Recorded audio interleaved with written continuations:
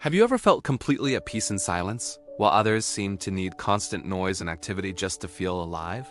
This isn't a flaw. It's a sign of a powerful, internally regulated nervous system. Your brain doesn't panic in the quiet. It doesn't demand background noise, a storm of notifications, or endless conversation to feel engaged. Unlike most people, whose brains have been trained to expect a hit of external stimulation every few minutes, your mind maintains its own stability. You don't need constant outside triggers to feel that your existence is meaningful. Many people confuse restlessness with ambition and overstimulation with vitality. What they're really experiencing is a dependency on external reward loops. These loops give a temporary spike of satisfaction that quickly fades, forcing them to chase louder environments, busier schedules, and bigger distractions just to keep a fragile sense of momentum. You don't operate inside that cycle. Silence doesn't threaten you. An empty space doesn't make you anxious. An unplanned afternoon doesn't feel like a lost opportunity. Your baseline chemistry allows contentment to exist without a spectacle. This isn't laziness or detachment. It's a nervous system calibrated for internal regulation, not external stimulation. Social interaction, even when it's pleasant, costs you real cognitive energy. This is because your brain processes every part of it through deep, reflective pathways. You're analyzing tone, micro-expressions, subtext, emotional shifts, and all the contextual nuances at the same time. In contrast, more extroverted systems get an immediate dopamine reward just from being in a group. So after a few hours with people, you're not sad or socially anxious, you're neurologically depleted. Your system has been running high-resolution processing in real time. Recovery requires silence, the same way your muscles require rest after a workout. For you, alone time isn't about avoiding connection. It's a metabolic restoration of mental resources that were genuinely spent. Inside your mind, there's a world of constant, structured activity. Layers of analysis are forming just beneath your surface awareness. Ideas are expanding into hypothetical scenarios. Past conversations are being replayed and reconstructed with new interpretations. You're simulating future outcomes in detail before they ever happen in reality, while others depend on external events to feel engaged. You generate this rich internal complexity without needing any physical stimulation. What looks like quiet stillness from the outside is actually a dense, intricate architecture of thought, synthesis, and pattern recognition, all operating without interruption. Noise shatters this process. Immediate responses cut off deeper reasoning. Chaotic environments scatter your cognitive threads before they can fully form. This is why controlled solitude feels so productive to you rather than empty. For you, autonomy isn't just a preference. It's a necessity. Your cognitive efficiency depends on being able to set your own pace, choose your own sequence of tasks, and engage voluntarily rather than following an imposed structure. When someone else dictates your rhythm, your motivation plummets. It's not because you're resisting responsibility, but because that external control disrupts your internal tempo. It creates friction against your natural operating system. Your brain performs at its best when it gets to choose when to engage, when to pause, and how to allocate its energy. This isn't selfishness. It's a deep neurological alignment with self-regulation as your core organizing principle. Your sense of identity is internally referenced, not socially constructed. This means your feeling of self-worth doesn't rise and fall based on applause, likes, visibility, or crowd validation.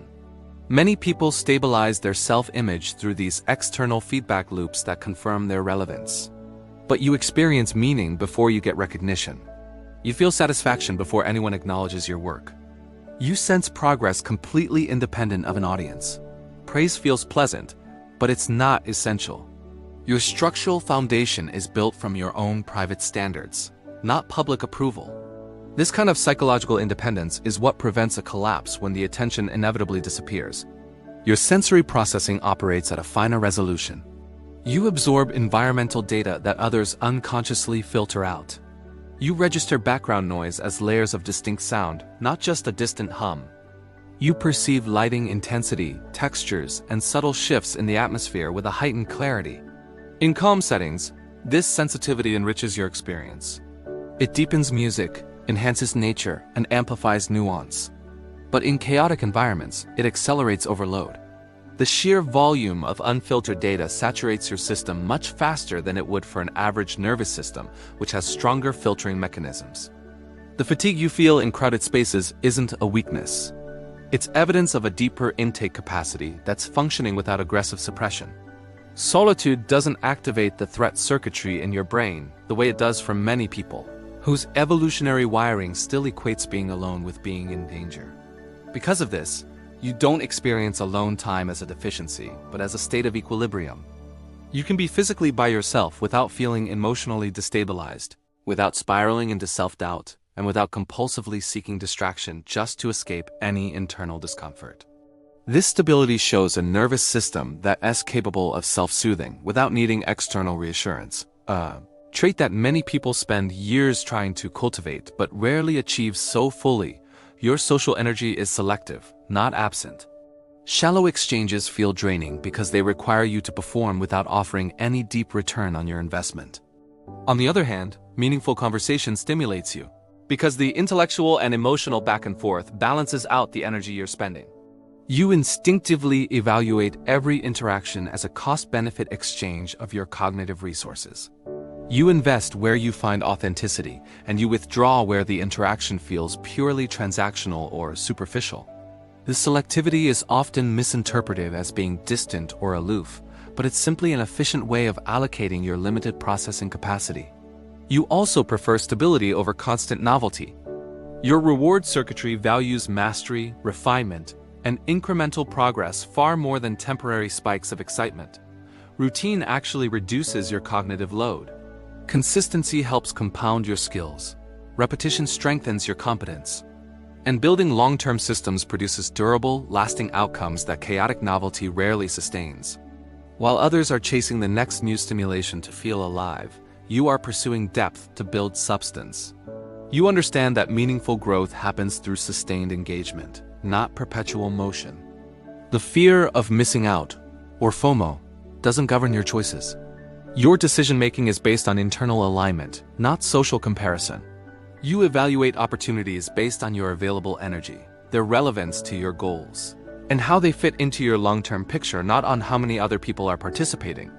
Declining an invitation doesn't trigger some kind of existential doubt, because your sense of presence is undependent on being part of a collective activity. Being absent from the external noise doesn't diminish your experience of life, because your fulfillment isn't calibrated by how many people are watching you. This entire configuration of your being is not accidental. It's not dysfunctional, and it's certainly not antisocial. It is a highly optimized nervous system, built for internal regulation, autonomous pacing, selective engagement, and controlled stimulation. Where many people rely on the external world to regulate their emotions, their identity, and their sense of reward, you have developed a powerful internal framework capable of maintaining stability without needing constant reinforcement from the outside. Most people spend their lives trying to escape silence because it exposes an instability they've then never learned to manage. But you learned early on that silence is not emptiness, it is clarity. Thank you for watching. If this resonated with you, let me know in the comments, and don't forget to like and subscribe for more insights into the power of the mind. See you next time.